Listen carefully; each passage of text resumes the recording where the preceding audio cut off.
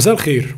الظاهر كده مكتوب علينا نعمل فيديو كل 3 شهور. عارف ان الموضوع مش منتظم، بس المهم ان احنا بنرجع وبنعمل فيديوهات مره تانية. وبما اننا في عصر الاوفر ثينكينج فيه مسيطر على كل الناس، فاكيد انت سالت نفسك السؤال ده وانت قاعد في يوم من الايام: هل الاشرار بيتولدوا اشرار؟ هل الناس العاديين بينزلوا بسيت اب في شر؟ هل مديرك اللي مطلع عينك او كل الناس اللي انت مش طايقهم اتولدوا كده، ولا الاشرار دول بيتصنعوا؟ وعشان نشرح الموضوع ده كان لازم ان انا استعين بمساعده 5 افلام او 5 شخصيات عشان اقدر اوضح لك الفكره. والبدايه هتكون من عند الجوكر، اكتر شخصيه في تاريخ صناعه السينما طلبت عمل لها باك جراوند، لان بكل بساطه لما تيجي تتفرج على فيلم ذا دارك نايت اخراج كريستوفر نولان هتلاقي ان الشخصيه دي ظهرت من العدم ومفيش اي تحليل ليها. شخص ما عندوش اي دوافع للي هو بيعمله، لا مستني فلوس ولا منصب. فكان السؤال الطبيعي للمشاهد العادي: الراجل دوه جه منين؟ فيجي عمك تود فيليبس في 2019 ويقدم لنا باك جراوند عن الشخصيه الجنونيه دي في فيلم الجوكر. ولما تتفرج على الفيلم يا صديقي هتلاقي شرح كافي ووافي عن طريقه صناعه الشر وتحويل اي انسان لشخص مختل. هتلاقي ارثر باترنا واللي هو خواكين فينيكس قتل 3 موظفين بجانب قتله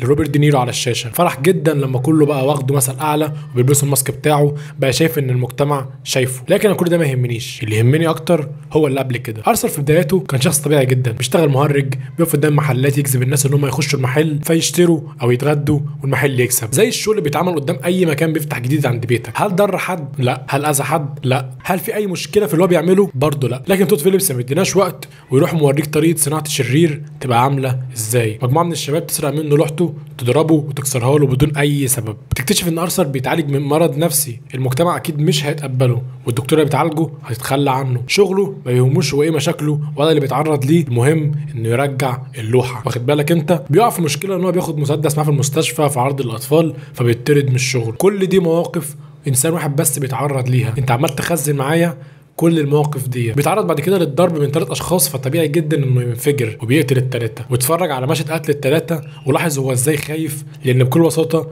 دي مش طبيعته، ولكن هو وصل لنقطه انتهت عندها قدرته على التحمل فانفجر. هو هنا لسه ما تحولش، قتل بس لسه ما تحولش لكونه شرير. هيقرر امتى بقى ان ده طريقي وانا همشي فيه؟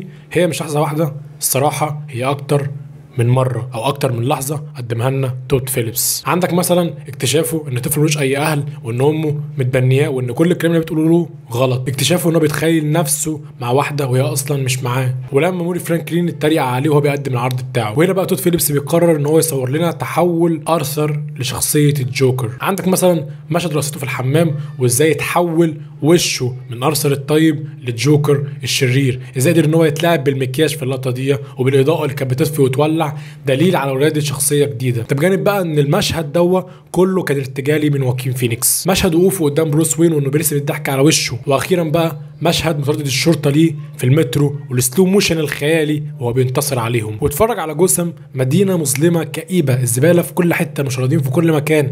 مدينه لما لقت شراره فوضى قررت ان تمشي ورا الفوضى دي، عشان يوريك تود فيليبس انك مش عايش في المدينه الفاضله، وان المكان دوه هيساعدك في انك تتحول للشخص دوه. بجانب بقى اظهار شخصيتنا بطل الحكايه ضعيف فقير ملوش اب عايش في بيت أسوأ ما يكون. كل ده غير في شخصيته، ولما لقى ان اللي عمله عمل اثر مختلف في المجتمع بمعنى تاني بقى متشاف، قرر ان هو خلاص ده طريقي ودي الحاجه اللي انا هكمل فيها. واللي اكد دوه هو كلامه مع روبرت دينيرو ان المجتمع ما كانش شايفه وان هم زعلانين على 3 موظفين دول، رغم ان هو كان بيعدي جنبهم طول الوقت وهو منهار تماما وما كانوش بيديله اي اهتمام ولا بيحطوا نفسهم مكانه. كان ممكن جدا ان المجتمع يقف قصاده ويواجهه، ولكن المجتمع كان عنده قابليه بانه يخليه قائد ليهم. ولو جينا بقى عند الشخصيه الاولى في تاريخ عالم العصابات والفيلم اللي حقق نجاح كبير جدا كفيلم عصابات، هو فيلم ذا جاد فازر وشخصيه فيتو كورليوني، الشخصيه اللي جابت اوسكار لمارلون بروندو. راجل شرير انا عارف انك بتحبه، بس هو في النهايه شرير. هل بقى الشرير دوت ظهر من العدم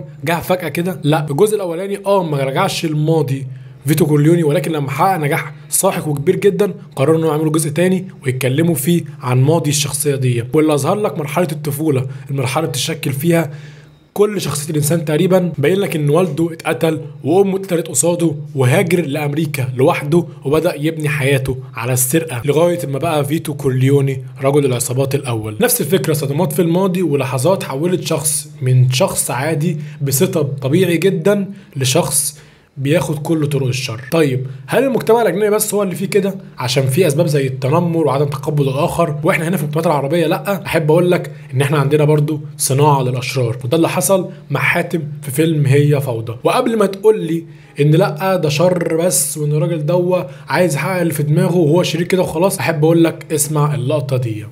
عشت متشحطط من بيت لبيت، عند خالتي الاكل بمواعيد. كده انت سمعت الباك جراوند بتاع حاتم وازاي هو اتحول للشخص دوت، ازاي طفولته كانت قاسيه جدا، ولكن يوسف شاهين قرر ان هو ما يديش اهتمام للجانب ده من الشخصيه عشان هو مش همه ان هو يجيب الباك جراوند بتاعه او ان ازاي يتصنع، هو همه كان على حاجات تانية بيظهرها زي الفساد وكل شيء حوالين الشخصيه. ده بجانب طبعا رضوخ الناس ليه وعدم شكوتهم ليه، لان هم بيحبوا ان هم يمشوا مصالحهم بالطريقه دي معاه. وهنا بقى نرجع لنقطه ان المجتمع برضه ما وقفش قصاده زي الجوكر وقرر ان هو يكون معاه او يعاونه لانه خايف منه. اعجاب رؤسائه بيه وبطريقته خلاه شايف انه صاحب الحلول، وفي نفس الوقت هو مش في الصوره، بقى عنده حب تملك لاي شيء هو عايزه. لو بصيت على قصه الفيلم هتلاقي ان قصه فيلمنا بتتكلم عن قصه حب لواحد مش عارف يخلي الانسان اللي بيحبها تحبه، بيقرر انه ينتقم منها، ولكن لما بيلاقي ان الانتقام ده ما جابش فايده بيقرر انه ينهي حياته بعد كده. ده لو قررنا ان احنا نبعد عن الحاجات الجانبيه التانيه واللي هي بالنسبه لشاهين مش جانبيه نهائيا. على نفس الطريقه وبين لك ان الشر بيتصنع بصوره اكثر وضوح وان البني ادم اصله خير. فيلم واحد من الناس لاحمد جلال، محمود فرد امن متجوز ومخلف وهو عايش معاه وراضي بحياته البسيطه جدا ما فيهاش اي مشاكل. تحصل جريمه في الجراج عنده وسبب فيها ابن حد كبير، فيشوف زميله بيضحي في نفسه ويقرر ان هو ما يشهدش زور ويقف مع الحق، فمراته بتتقتل. فكانش قدامه حل غير ان هو يتحول يكون زي الناس دي عشان يقدر ينتصر عليهم. لكن التحول ده في السينما ليه خطوات. فاكر الجوكر اتحول قد ايه وبعد كام لحظه وبعد كام خبطه جات له؟ التحول برده هنا في محمود كان بنفس الشكل. اول حاجه غير ملامح البطل وده كان في مشهد الحلاقه في السجن.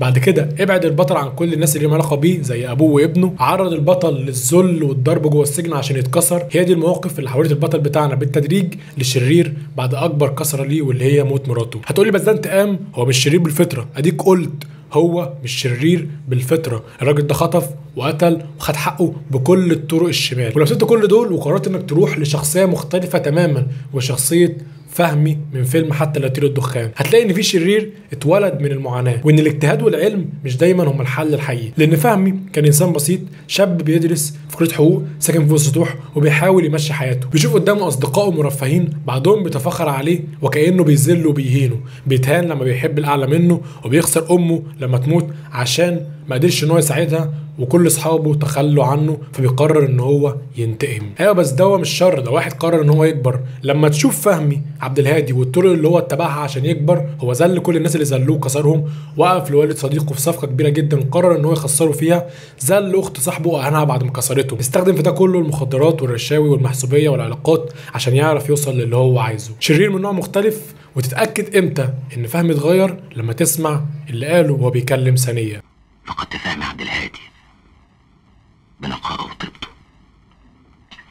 عشان كده يا صديقي العزيز عمري ما اقتنعت ان في شر مطلق وان في شرير ظهر من العدم، دي حاجه ما بتخشش دماغي. دايما لازم يكون في اسباب، ولما تدور اي شخص مختل او مؤذي لازم هتلاقي ماضي ليه هو اللي وصله للنقطه دي. سواء بقى الجوكر اللي اصبح عايز الفوضى تبقى في كل مكان وان يثبت للعالم مش متحضر، او حاتم اللي عايز يتملك نور وما تبقاش لحد غيره وحافظ على سلطته، او محمود اللي حب ينتقم للي حصل له، او فهمي اللي قرر يخسر نفسه مقابل انه يكسب انسان جديد ما بيتكسرش ويثبت ان هو يقدر يحقق اللي هو عايزه باي شكل من الاشكال، او حتى فيتو كورليوني اللي شايف ان الطريقه دي هي الاسلم والافضل ان هو يحافظ على عيلته. فكل دي ناس حصلت لهم موقف او لحظات هي اللي حولتهم للشخص دوت. عايزك تعرف يا صديقي العزيز بان مديرك مش شرير كده وخلاص، هو اكيد في اسباب، وان اي حد مؤذي ليك هو اتاذى قبل كده وان اللي بيعمله دوت مجرد رد فعل، وانك انت يا صديقي ممكن في يوم من الايام تتحول تبقى زي الناس دي، الا بقى لو قدرت انك تحافظ على نفسك. ما تنساش تعمل لايك وتقول لي رايك في الحلقه في الكومنت، اشترك وفعل زر الجرس عشان اي حلقه تنزل حتى لو بعد شهر او شهرين او 3 يوصل لك اشعار بيها وتتفرج عليها. واشوفك الحلقه الجايه. سلام.